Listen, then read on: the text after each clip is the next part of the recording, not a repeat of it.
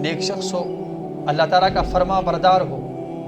اس کے پاس فرشتے آتے ہیں، فرشتے اس کے ارد گرد آ کے بیٹھتے ہیں،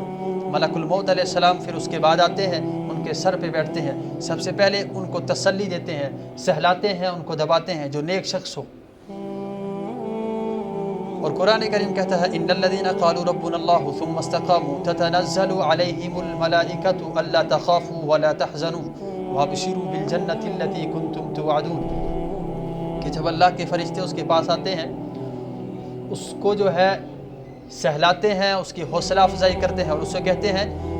کہ آپ کو اب غم کرنے کی کوئی پریشانی نہیں ہے، کوئی غم نہیں ہے، کوئی فکر نہیں ہے، بلکہ اللہ تعالیٰ آپ پہ مہربان ہے، آپ کے لیے جنت تیار کر رکھی ہے، اللہ تعالیٰ نے آپ کے لیے طرح طرح کی نعمتیں جنت کے اندر تیار کر رکھی ہے، اب جو چاہو آپ جنت کے اندر اللہ تعالیٰ سے مانگ سکتے ہو۔ یہ ایک نیک شخص کے لیے۔ پھر اسے کہا جاتا ہے ایتھا النفس الحمیدہ کانت فی الجسد الحمید، کہ ایک نیک روح جو نیک جسم کے اندر ہے، اخرجو، باہر آ جاؤ۔ جب اس کی روح کو نکالا جاتا ہے، قبض کیا جاتا ہے،